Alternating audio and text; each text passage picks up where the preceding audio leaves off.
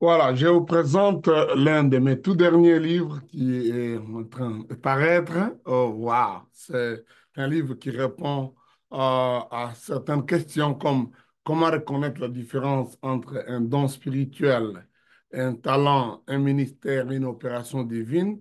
Pourquoi une diversité de dons? Pourquoi diversité de ministères, diversité d'opérations? Comment recevoir et reconnaître ou utiliser vos dons spirituels, vos talents innés, vos dons donc, comment exercer ou reconnaître ou connaître son ministère, quelles sont les diverses façons que Dieu opère en vous, par vous et pour vous. Beaucoup de choses qui parlent sur les manifestations. En fait, le titre dit diversité de dons, de ministères et d'opérations. Pour ceux qui lisent la Bible, ils savent que c'est quelque chose que Paul dit dans 1 Corinthiens chapitre 12, versets 4 à 6. Le but de ce livre, c'est de découvrir et utiliser vos grâces, savoir opérer dans vos spécialités et surtout explorer les manifestations charismatiques. Donc voilà, ça c'est le tout récent livre que j'ai écrit. Donc ce livre a été précédé par l'autre ici, qui est pratiquement plus un livre dédié à la famille de la restauration dans cette version, parce que nous rendons compte directement qu'il faut qu'on puisse mettre ça au public qui est plus large que l'Église de la Restauration, mais quatre certificats de fidélité. Donc là, on parle de fidélité à la famille, fidélité à la fraternité, fidélité dans mes finances et fidélité dans mes fonctions. Donc, 4 F. Fidélité dans ma famille, parlons de famille biologique et tout ça, une fidélité dans ma fraternité, c'est-à-dire la communion fraternelle de l'Église, fidélité dans mes finances, c'est important parce qu'effectivement, c'est une grande partie de notre vie qui est de savoir gérer nos finances et fidélité dans mes fonctions, quelles que soient les fonctions ministérielles ou ce qu'il y ait. Formidable livre, très important. Il a une dernière partie avec les langages et des rôles, des titres que les gens bibliques, mais aussi que nous avons dans le cadre de l'Église de la Restauration. Donc voilà, ça c'est le livre qui est sorti aussi en cette année 2020. Non, en fait c'était sorti en 2023. Donc, avant cela, nous avons ce livre, Nous croyons. Nous croyons est en réalité une partie de la série du lait à la nourriture solide, qui fait partie de nos leçons de base quand quelqu'un s'est converti. Ici, nous parlons donc dans cette série notre confession de foi présenter un question-réponse sous forme d'un catéchisme de questions-réponses. Donc, par exemple, on va avoir la question, quel était le message que Jésus, quel était le message de Jésus quand il prêchait? Nous allons répondre, Jésus a prêché le message de l'évangile ou du royaume de Dieu. Donc, des choses comme ça. Et quels sont les 10 commandements ou les décalogues? Alors la réponse, on présente les 10 commandements. Comment Jésus a-t-il enseigné sur l'importance de la prière? Donc, formidable livre. Et à la fin, ça a des annexes. Une annexe fait de ce que nous appelons les 52 déclarations. Donc, ce sont des déclarations qui sont des déclarations fondamentales de la foi. En tant qu'un enfant de Dieu, je suis un enfant de Dieu, hérité de Dieu, parce que je suis sauvé par la grâce. Et à côté de ça, il y a les annexes qui sont plus liées à l'histoire de l'Église, où on parle de kérigmes, on parle de quoi ça, les confessions de foi. Nous présentons la plupart des confessions de foi historiques et nous présentons Jésus-Christ dans chacun des livres de la Bible, donc les 66 livres de la Bible. Voilà, un livre formidable que j'ai coécrit avec pasteur Timothée Mochi et pasteur Astrid Sony, qui est mon épouse. Donc, absolument, beaucoup de matières formidables. C'est fait pour que même les enfants puissent les retenir, les lire, les retenir et même les mémoriser, donc en forme de questions-réponses. Là-dessus, il y a Principe de la restauration, qui est un livre qui décrit au fait ce que je prêche, ce que nous prêchons, ce que nous croyons par rapport à la Bible, dont nous disons que la Bible dit Et Genèse à Apocalypse, c'est en fait un message de la restauration. Le Dieu créateur est, après la chute de l'homme et jusqu'à ce jour, dans la mission de restauration. Il restaure l'homme, l'homme tout entier et son environnement. Nous voulons parler du salut de l'âme, du corps, de l'esprit, mais aussi de l'environnement, de la nature, tout ce que Dieu nous a donné à gérer, qui est tombé, qui a connu des problèmes, qui vit dans des problèmes à cause de la déchéance de l'homme et donc à cause de la désobéissance de l'homme. Donc, Dieu nous donne une mission de restauration. Donc, un livre merveilleux, mais surtout, il est présenté sous forme de... En fait, il présente les 7 principes de la restauration. Les 7 principes de la restauration dont la restauration est obligatoire et possible et même obligatoire. Et notre principe dit la mesure restaurée est supérieure en qualité et en quantité par rapport à la mesure perdue. Et notre dit la restauration est un processus. Et nous parlons aussi un autre principe qui dit le châtiment du bourreau fait partie de la restauration et fait intégrant de la restauration de l'homme, de l'enfant de Dieu. Donc, beaucoup de choses formidables qui sont présentées ici et de la façon aussi simple, mais expliquant ça par rapport aux lois, et aux principes, et aux commandements de la Bible, même aux lois de la nature. Donc, formidable, franchement, un livre merveilleux, merveilleux. Si vous voulez connaître ce que je prêche, ce que je respire, pourquoi nous parlons, pourquoi nous nous appelons même famille de la restauration, voilà un. Voilà. Un autre livre très, très merveilleux, c'est l'un de mes livres, comme je peux dire, les plus diffusés, parce que nous l'utilisons dans le cadre de la formation. Ça fait partie de ce que nous appelons ACT, Ambassador for Christ Training Series. Et dans la série, il y a ce livre de base, de tout cœur pour toute oreille.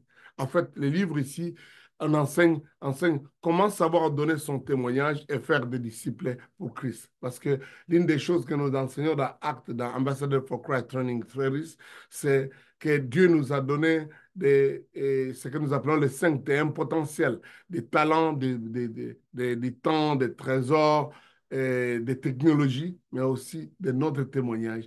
Et ici, nous donnons la leçon comment faire présenter votre témoignage, comment raconter votre histoire. En fait, comment raconter l'histoire de Jésus-Christ selon vous.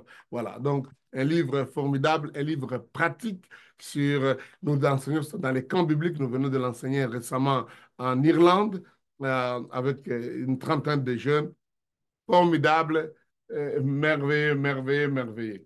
Un autre livre que je peux présenter ici rapidement, c'est Comme les fers aiguisent les fers.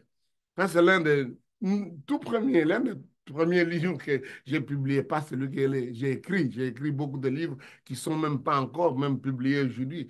Mais ça, c'est parmi les tout premiers qu'on a publiés, je dois dire les 3 premiers livres que j'ai publiés.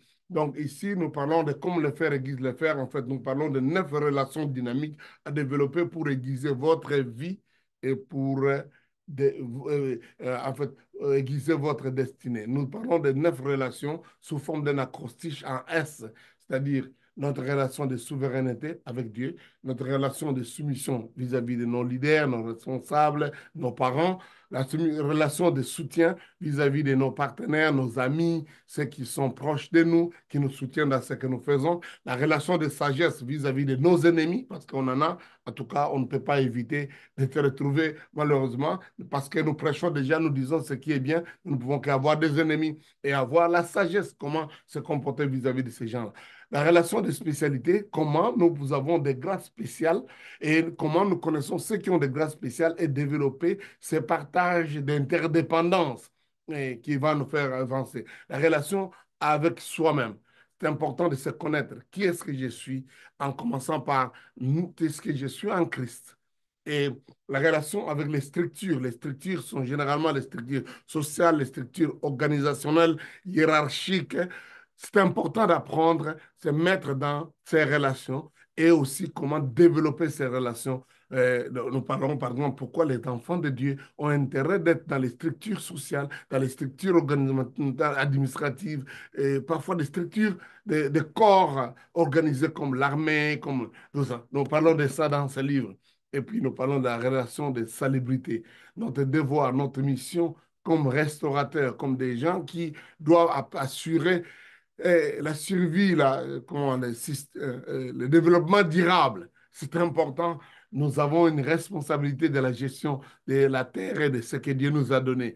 Et enfin, la relation du salut. Parce que il faut que d'autres connaissent Dieu, qu'ils se convertissent, qu'ils soient sauvés. C'est pour ça que effectivement, nous parlons de cette relation-là. Donc, 9 relations dynamiques que chacun de nous peut développer. Un bon livre, un très très bon livre. Je dois dire que je dois dire peut-être les plus vendus de tous mes livres. Ouais, ouais, ouais. Parce que beaucoup de gens l'utilisent pour le développement personnel, pour les ressources humaines. D'ailleurs, euh, des groupes de gens d'Américains m'ont contacté pour le livre, dit enlève seulement le nom de Dieu, Jésus, tu parles tellement de la Bible que et ce livre se vendra en millions parce que c'est un livre motivationnel. Et je me suis dit, si c'est ça les prix pour que ce livre se vende, ce prix-là est trop cher. Donc, je préfère garder le maître inspirateur et parler de lui dans ses livres. Voilà, un peu comme le faire aiguise le faire. Formidable. Nous donnons ça dans les formations de leaders, de leadership, euh, dans le cadre de Restoration Leadership Conference. Alors, un autre livre, c'est Connaître la volonté de Dieu et le but de votre vie. Donc, ici, nous enseignons la place de la volonté de Dieu pour réussir la volonté de Dieu en tant que base de notre vie. Et d'ailleurs, il commence avec un poème que j'aime beaucoup. Ce poème dit ceci: la volonté de Dieu, rien de plus facile à chercher, mais plus souvent difficile à accepter. La volonté de Dieu, rien de plus important à accomplir, mais assez délicat à suivre. La volonté de Dieu, rien de plus agréable à raconter, mais plus amer à s'y soumettre. La volonté de Dieu, rien de plus complexe à expliquer, est plus perplexe à expérimenter. Il n'y a pas meilleure découverte que la volonté de Dieu. Il n'y a pas meilleure réalité que de la volonté de Dieu. Il n'y a pas meilleure fin et sauf que de chercher la volonté de Dieu. Il n'y a pas meilleure joie que de jouir la volonté de Dieu. Il n'y a pas meilleure situation qu'être dans la volonté de Dieu. Tellement de choses. Ici, nous abordons comment découvrir la volonté de Dieu et comment se faire brancher, d'ailleurs, savoir harmoniser votre vie au décret du trône. Parce que c'est la garantie d'exaucement de nos prières. Jésus dit, si nous demandons selon la volonté du Père, nous recevons tout ce que nous demandons. Donc voilà, c'est important. Jésus a réussi sa vie parce qu'il a marché selon la volonté de Dieu. Et là, nous évoquons cet aspect-là de comment découvrir la volonté de Dieu et la suivre. Parfois, c'est toujours un peu difficile, mais c'est bon. Un autre livre, hein, celui-ci, il a été écrit tout droit en anglais. Donc, Amazing Fact About the Holy Spirit. Donc, nous parlons du Saint-Esprit. C'est en fait un livre sur la pneumatologie. Comment, c'est qui et comment vivre et expérimenter la relation avec la troisième personne en Dieu, qui est le Saint-Esprit. Parce qu'il y a Dieu, Père, Fils et Saint-Esprit. Nous parlons des dons spirituels, nous parlons beaucoup d'autres choses qui nous aident à connaître et à développer cette relation avec le Saint-Esprit et surtout à changer l'atmosphère. Donc, Insight for Changing Your Spiritual Atmosphere. Un livre formidable, plus de 300 pages pour un thème aussi merveilleux qui peut servir dans l'enseignement de tous les jours sur le Saint-Esprit, mais aussi que nous donnons comme pneumatologie un cours dans le cadre de nos instituts bibliques. Voilà. Alors, à côté de ça, se trouve, laissez-moi aller prendre quelque chose d'autre. Laissez-moi prendre peut-être l'un de mes tout premiers livres. Nous avons ce livre ici qui est intitulé Les profils du leader. Les profils du leader, nous parlons de 15 caractéristiques d'un leader incontestable. Ici, nous parlons basé sur une étude d'un homme ordinaire, Joseph, qui est devenu l'un des hommes les plus influents dans, en fait, je peux me dire le numéro 2 dans la super puissance du monde à son époque. Lui, il était l'étranger. Et nous abordons 15 points sur lui. Et en même temps, pour ça, nous l'appliquons aux leaders.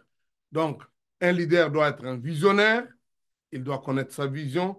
Un leader doit être roi, rempli de Saint-Esprit. Il doit être un homme spécial qui a des grâces particulières.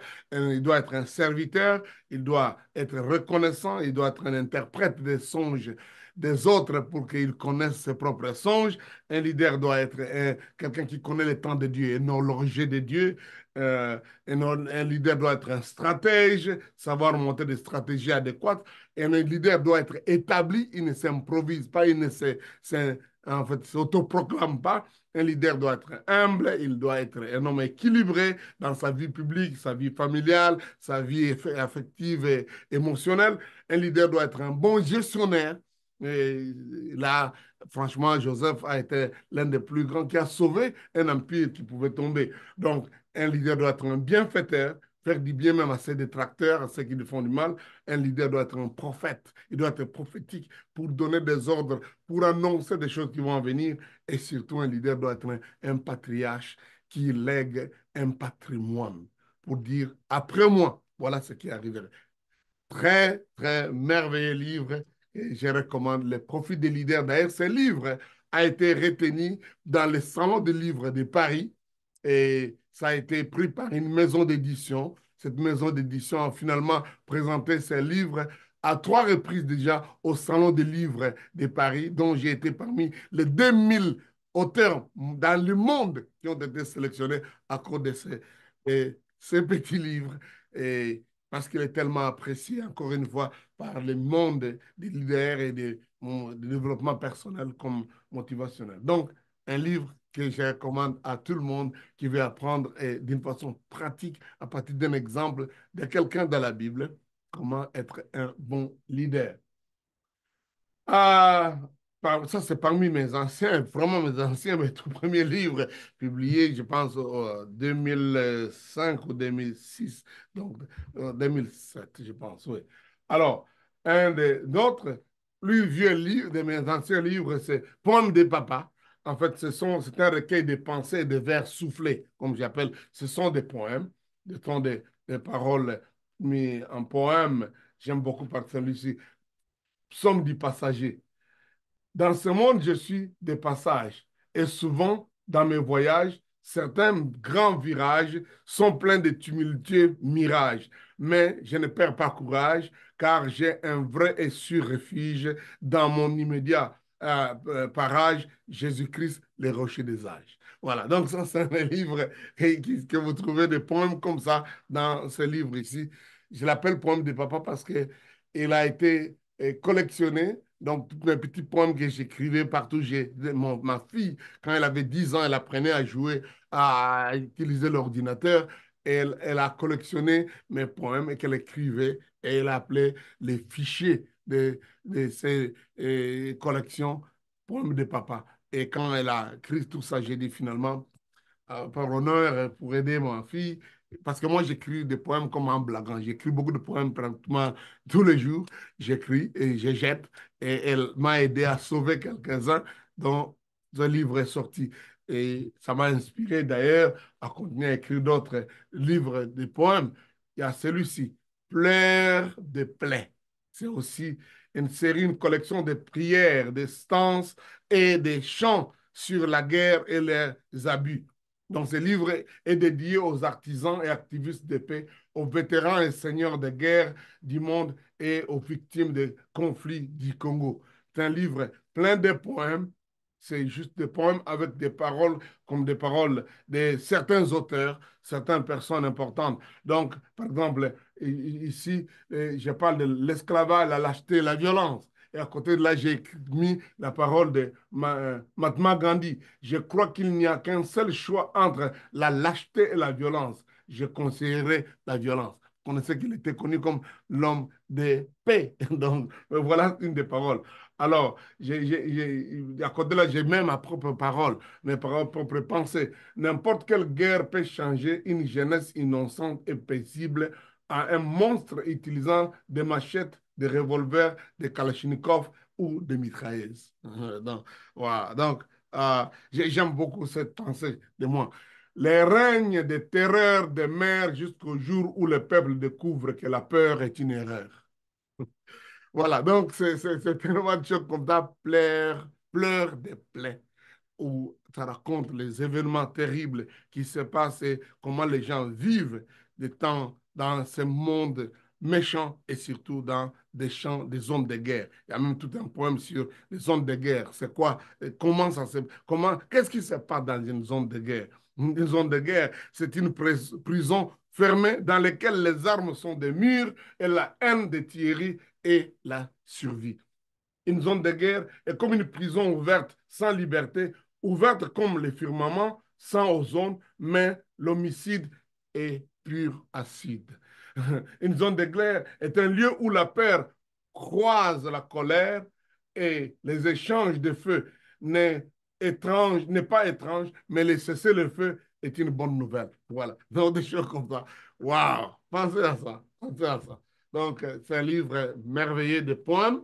Et il y en a, j'ai encore plusieurs dans ce domaine, mais j'ai dit, je devais quand même publier ça. Je voulais même les publier avec un pseudonyme parce que c'est un livre qui pleure. Franchement, d'ailleurs, j'ai dit ça, ce livre, hein, il pleure littéralement et il saigne. Si vous le lisez, oui, il saigne. Bon. C'est un peu pour parler au nom de ces gens-là, comme on dit, les gens qui n'ont pas de voix, mais qui tombent dans les champs des batailles. Un autre livre que j'aimerais présenter ici rapidement, c'est celui-ci. Euh, La personne est l'œuvre de Jésus-Christ. En fait, ce livre a été précédé par un autre qui est épuisé maintenant, pour lequel je dois publier encore, rééditer encore, Jésus-Christ l'incomparable. Et si, dans Jésus-Christ l'incomparable, c'est écrit sous forme d'un poème. En fait, c'est une collection où certaines de mes paroles ajoutées d'un ancien poème sur Jésus-Christ incomparable dont, en tout cas, ce qui me concerne, j'ai cherché, l'auteur est inconnu. Alors, j'ai dit ajouter certaines de mes paroles. Ça se trouve dans un livre qui est épuisé maintenant. Mais celui-ci, c'est une étude biblique sur la personne et l'œuvre de Jésus-Christ. Étude biblique sur l'histoire d'une personne qui a changé l'histoire de l'humanité. Formidable. Parle de lui d'un bout en bout, toutes les prophéties qui ont été annoncées avant et quand il est né, ces prophéties-là se sont accomplies et comment il a vécu ça. Alors, un autre livre hein, qui est parmi mes anciens aussi, c'est La sécheresse spirituelle et la rétrogradation. En fait, c'est un livre qui a été pour moi une façon de collectionner des choses que j'ai enseignées lorsque j'ai commencé ma pastorale comme aumônier à l'université, un jeune garçon de 22 ans. Donc, j'ai prêché une série sur la sécheresse spirituelle. Et ce livre a aidé beaucoup. La plupart de ceux qui ont suivi, qui ont été mes membres, aujourd'hui sont des serviteurs de Dieu, sont des enfants de Dieu par le monde. Et plusieurs m'ont dit, mais ces enseignements-là, est-ce que tu ne peux pas mettre ça dans un livre? Donc, ces enseignements ont été donnés aux années 1980. Et finalement, j'ai recompilé tout ça. J'ai fait ces livres ici où je présente les concepts, les symptômes et les causes de la sécheresse spirituelle et de la rétrogradation. Ce livre, finalement, est le volume 1 parce qu'il a un volume 2 qui est la sécheresse spirituelle et la rétrogradation, le volume 2. Ici, je parle des cas spécifiques sur les concepts, les symptômes, les causes et les remèdes de la sécheresse spirituelle. Donc, il parle de la dépravation des mœurs, l'occultisme, l'égarement, la drogue, la dépression, le suicide. Donc, ce sont des éléments que j'aborde par rapport à la rétrogradation et la sécheresse spirituelle et la rétrogradation, volume 1 et volume 2. Waouh! Pensez à ça. Alors, ces livres, les deux ici, ont suscité une série de questions. Et à cause de ces questions-là, j'ai été appelé à écrire ces livres, Questions sur le salut, la sainteté et la sécurité éternelle des croyants. Ce sont des réponses à 137 questions 137 questions qui me sont posées sur le salut, sur la sainteté et sur la sécurité éternelle des croyants. Je dis, ce sont de franches réponses sur le sort quotidien et la destinée éternelle des croyants. Sur la notion de la grâce, le salut, les tentations, la sainteté, l'intégrité. Beaucoup de questions. Si je peux prendre, par exemple, quelqu'un pose la question, qu'est-ce que signifie volontairement dans Hébreu chapitre 10, verset 26 à 30? On dit, quand nous péchons volontairement, il ne reste plus de solutions. C'est quoi? Alors, je réponds à ces questions. Donc, qu'est-ce que blasphémer contre le Saint-Esprit? Des questions comme celle-là. Donc, disons, alléluia, une minute. Allô, pasteur Timothée. Allô? Allô, Daddy, bonjour. Bonjour, oui. C'est très tôt chez vous là-bas, mais d'un moment à l'autre, on va commencer. J'ai un petit problème. Hmm. S'il est possible que vous puissiez rendre ça, vous puissiez rendre les liens accessibles parce que euh, l'appareil que j'utilise, et Hmm. quand je clique, ça me demande le mot de passe.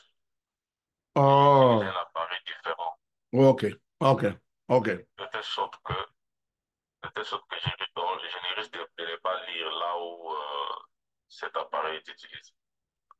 Ok, ok, ok. Je vois, ok, c'est bon. Tout à l'heure, alors, je vais voir ce qu'on va faire. Parce que je t'ai envoyé ça sur ton email et puis sur WhatsApp aussi. Ok, ok. Il n'y a pas de quoi. Merci. Tout à l'heure. Et voilà, bon, vous comprenez que je suis en attente d'un appel qui doit, en fait, avec les bien-aimés. Donc, c'est comme ça que ça me demande quand même de réajuster. Aidez-moi pour ça. Donc, ça, c'est un livre formidable que je vous recommande absolument. C'est merveilleux. Et je dois avancer rapidement avant que je ne descende auprès de ces gens-là. Là aussi, parmi les questions qui ont été posées, c'est sur l'enfer. Alors là, la question est, le livre ici qui est publié, un petit livre quand même, sur une étude sur l'enfer et sur la mort, par rapport à la mort et à la résurrection de Jésus, où je pose la question, l'enfer, descendre pour y libérer les captifs. En fait, c'est une réponse à la question des gens qui croient que les chrétiens devaient entrer dans le monde des ténèbres pour ressortir, pour libérer les captifs, pour prendre leurs bénédictions qui ont été volées par le diable. Alors, je réponds un peu à ça drôle façon de réfléchir et pour ceux qui posent la question ou ceux qui font cette pratique et surtout ma façon de réagir. Je crois que Jésus est déjà parti là-bas. Il nous a libérés et personne n'a... En fait, ça n'est même pas un avantage pour nous de croire que nous pouvons aller en enfer. Nous avons évité l'enfer comme jamais rien d'autre au monde qui soit pire que ça, ne fût-ce que par nos pensées. Et ici, nous retrouvons un notre groupe de livres. En fait, c'était une étude biblique, une guide d'études bibliques et leçons pour l'école de dimanche. Il y en a 52 leçons pour l'école de dimanche où les gens peuvent étudier chaque thème, la foi, euh, la lecture de la Bible, les Écritures, Jésus-Christ, l'adoration, euh, des points comme ça. Donc, ça se trouve dans ces 52 études bibliques qui font partie de la série de la nourriture solide, du lait à la nourriture solide. Donc, maintenant, dans cette série de la méditation quotidienne, nous avons, moi et mon épouse, coécrit une série de livres. Et en fait, elle m'a accompagné dans un ou deux de ces volumes, je dois dire. Il y a ici une longue série. Il y a un, 2, 3, 4, 5, 6, 7, 8. En fait, il y en a 9 qui sont des séries que nous appelons rafraîchissement quotidien, donc un manuel de méditation. Donc, nous pouvons trouver ça, il y a plusieurs exemplaires. Donc, voilà un tas de choses que vous pouvez aider, qui peuvent vous aider dans votre méditation quotidienne, dans votre étude de la Bible de chaque jour. Donc, une longue, merveilleuse série que je recommande à tous. Franchement, je le recommande à tous. Voilà un peu comment je peux dire, se présenter certains de mes livres par rapport à à, à- à mes publications parce qu'il y en a qui ne sont pas encore sortis. Mais voilà, il y en a 21 livres maintenant que j'ai publiés. Et, bon, que vous pouvez trouver quelques-uns sur Amazon et sur d'autres plateformes. Que Dieu vous bénisse.